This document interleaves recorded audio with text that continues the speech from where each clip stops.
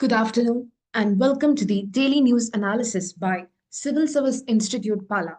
Let's look at the top stories of the day. Rare great hornbill sighting in 𝗂𝗏𝗃 sparks renewed calls for biodiversity conservation. Reforming UNFCCC process. Melting glaciers can lead to more volcanic eruptions, new study. Ship arrested after Kerala claims damages. How do Admiralty suits work? National Institute of Plant Genome Research, gene-edited rice has better phosphate uptake and more yield. We will be also looking at a practice prelims question followed by a prelims PYQ. So let's move to news in detail. In the first article, this becomes important from the species in news perspective. So here, a rare great hornbill was sighted in 𝗂𝗏𝗃 near Kannur. So great hornbill is also known as 𝗗𝗏𝗃𝗶𝗹𝘆, which is the state bird of Kerala, was spotted in the coastal belt in the district of Kannur, which is an unusual sighting because the area is far from its usual forested habitat. So the great hornbill is typically found in Kerala's evergreen and moist deciduous forest, also called the sholas, such as Silent Valley, 𝗗𝗏𝗃𝗶𝗃, 𝗖𝗏𝗃𝗃, Aralam, and Parambiculam. The hornbill is rarely seen in coastal areas. So this is what it makes the sighting unexpected, and also it can be hailed as an ecological indicator and the ecological richness of the area. The species is listed as endangered by the IUCN and protected under Schedule 1 of the Wildlife Protection Act. Moving on to the next news. Reforming UNFCCC process. In recent years, climate negotiations have failed to achieve sufficient progress in tackling climate change and its impact. Several ideas have been proposed to reform these talks, but it is unlikely that they will be implemented. So what is UNFCCC? It is the UN Framework Convention on Climate Change, and the institution have been facing a credibility crisis in the recent years. The main issue is that developed countries are failing to meet the targets or to deliver on their commitments and are not being held accountable. While developing countries, particularly the small and most vulnerable of them, have repeatedly complained that their concerns are often ignored and negotiations have failed to deliver climate justice. Recently, the United States of America has withdrawn following the return of Donald Trump from climate talks. As a result, there has been an effort to reinfuse trust and confidence in the system in the lead up to the 𝗗𝗶𝗶𝗃 meeting in Brazil, which will be held in Belém, which will take place in the month of November. As the host of Conference of Parties 30, Brazil has been actively engaged with other countries to explore the possible steps that can be taken in this direction. So the Bonn meeting held in the second half of June acknowledged that the growing scale and complexity of climate negotiations, along with the challenges. It also emphasized the need to improve the efficiency of UNFCCC process in a transparent and inclusive manner. So amongst the things that was proposed includes a streamlining agenda items to eliminate overlapping or redundant issues, and also asking countries and observer groups to restrict the length of their statement and also to reduce or limit the size of their negotiating teams. The discussions remained inconclusive and would continue in the 𝗗𝗶𝗃𝗃 meeting. Civil society organizations and climate advocacy groups, which have been at the forefront of these demands, have been asking for more fundamental and radical changes. One of the demands was to allow majority-based decision-making when attempts to find a consensus remain elusive. So the UNFCCC works through consensus of all parties. So there are like 190 countries. So consensus among 190 countries is a huge task. So this has to be changed, and majority based decision making has to be implemented, which will be more easier and useful. The UNFCCC works through consensus, which means no decision is accepted till every country accepts the decision. In a way, every country has a veto. So getting all of the 190 parties to agree to every part of a decision has always been a big challenge. The civil society group suggested that the countries that do not have a good track record of climate action be not allowed to hold the COP meetings. For example, in the recent years, Dubai was a host along with Baku, that is capital of Azerbaijan. In the last few years, the choice of Dubai and Baku for holding COP meetings has come under harsh criticism as their economies are sustained largely by fossil fueled industry. So these groups also called for reducing the participation and involvement of representatives of fossil fuel companies and other polluting industries in COP meetings. Brazil has also talked about mainstreaming climate conversations in other multilateral forums, including different UN agencies and financial institutions. Brazil has also drawn up a list of 30 items on which it would work with other countries to accelerate climate actions.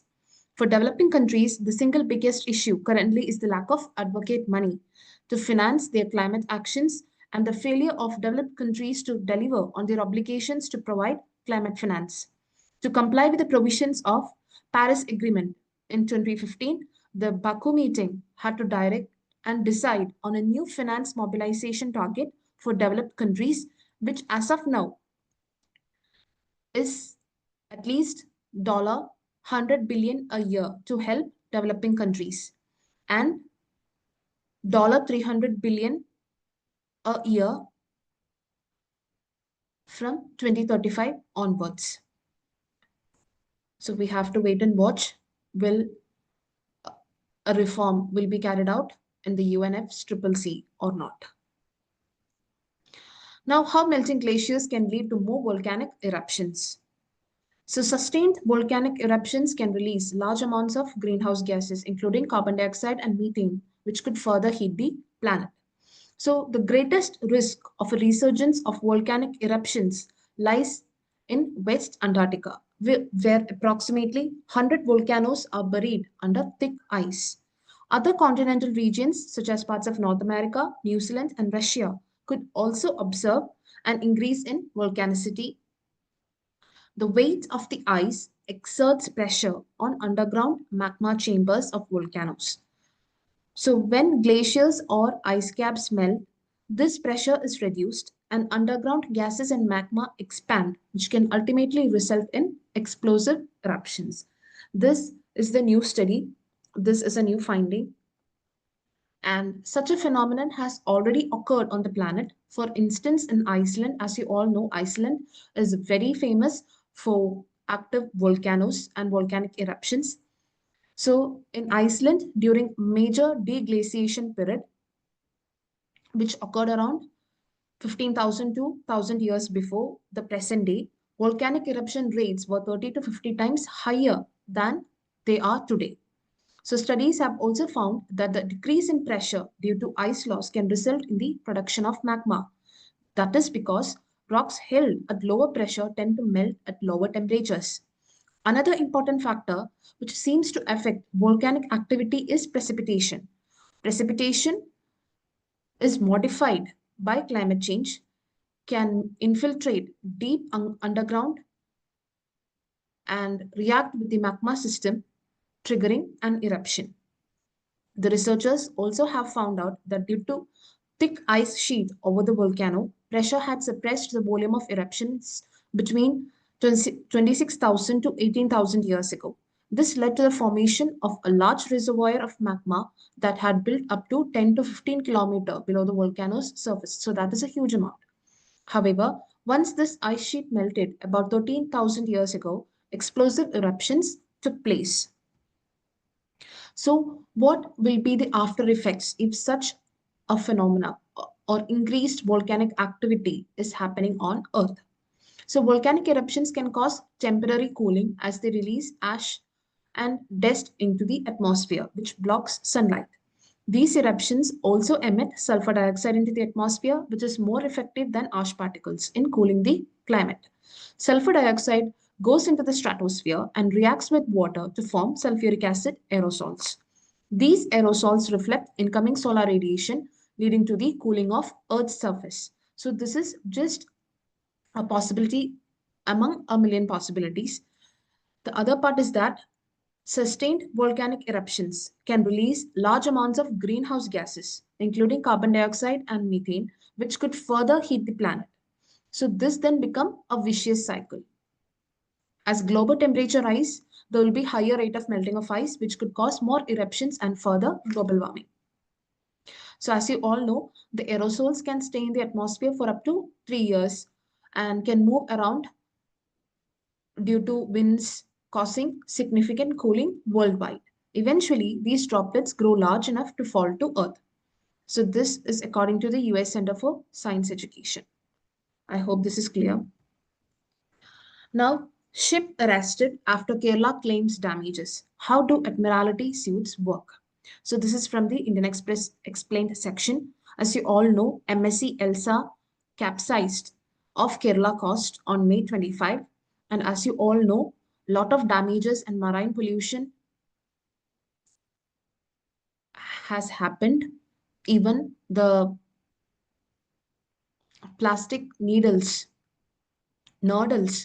has been floating over the coast of entire South India because we have got plastic noodles from even the coast of Tamil Nadu. The Kerala High Court on Monday ordered the conditional arrest of Liberian container ship MSC Akiteta, currently anchored at Trivandrum's Vizhinjam port, over compensation claims arising from the sinking of MSC Elsa in May. The order came after the Kerala government filed an admiralty suit, a legal proceeding pertaining to maritime law and disputes in the Kerala High Court. The government has sought a compensation of rupees 9,531 crore for the alleged pollution of Kerala's marine ecosystem due to the sinking of the so-called vessel. The ship went down with more than 600 containers, some of which carried plastic pellets, hazardous substances, and diesel. The Admiralty, Jurisdiction and Settlement of Maritime Claims Act 2017 governs maritime disputes in India. Under the Act, Admiralty suits can be filed for maritime claims such as damage to ships, ownership and agreement disputes, loss of life, wage issues, and environmental damage. The 2017 law replaced the Colonial Era Admiralty Court Act 1861 and Colonial Codes of Admiralty Act 1890. The previous laws gave jurisdiction only to the high courts of Bombay, Kolkata, and Madras, as these were the only major ports in India earlier. Now, the high courts of Karnataka, Odisha, Telangana, Andhra Pradesh, and Kerala also have jurisdiction over such maritime disputes. So the jurisdiction of the courts extends up to territorial waters of their respective jurisdictions. The limit of territorial waters is up to 12 nautical miles from the nearest point of low water line along the coast. This also includes the seabed, subsoil, and airspace above it. The Kerala government has sought compensation for environmental damage under Section 4 of the Admiralty Act, and this section states that the High Court may exercise jurisdiction to hear and determine any question on a maritime claim against any vessel arising out of damage caused by the vessel to the environment, measures taken to remove such damage, compensation for such damage, etc. Apart from the Admiralty Act, we are also there is also another act called the Merchant Shipping Act 1958. Ship owners are liable for oil pollution damage in the event of leaks. The Environment Protection Act 1986 also empowers authorities to take action against such polluters. The National Green Tribunal can also be approached to seek environmental compensation. In 2016, the tribunal ordered a Panama-based shipping company to pay rupees 100 crore in damages for an oil spill after its vessel 𝗡𝗏 sank off the Mumbai coast in 2011. So what is Kerala's Admiralty suit say? The Kerala government's Admiralty suit sought the arrest of MSc Akitheta until compensation was paid to the state. In maritime law, the arrest of a ship refers to a legal procedure where a court or other competent authority detains a vessel to secure a maritime claim against it or its owner. The court found merit in the maritime claims of the Kerala government. So let's wait and watch what is going to happen. In the last article, National Institute of Plant Genome Research, gene-edited rice has better phosphate uptake and more yield. So as you all know, phosphorus is an essential mineral for plant growth and development. In case of limited phosphorus availability, crop productivity drops drastically.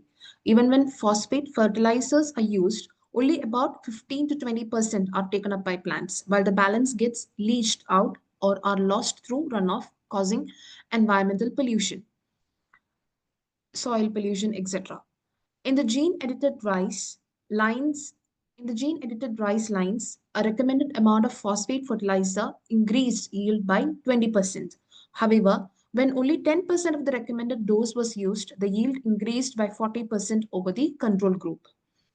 So scientists at the Delhi-based National Institute of Plant Genome Research have used the golden tool, that is the CRISPR-Cas9 gene editing technology, to increase phosphate uptake and transport in a specific rice variety called japonica. The resulting rice lines had higher seed and panicle numbers and thus higher yield without compromising seed quality. The studies were carried out in a greenhouse. India depends almost entirely on imports to meet the domestic demand for phosphate fertilizers. If the new technology is successfully replicated in Indian rice varieties, it could contribute to sustainable agriculture. So now let's look at a practice question.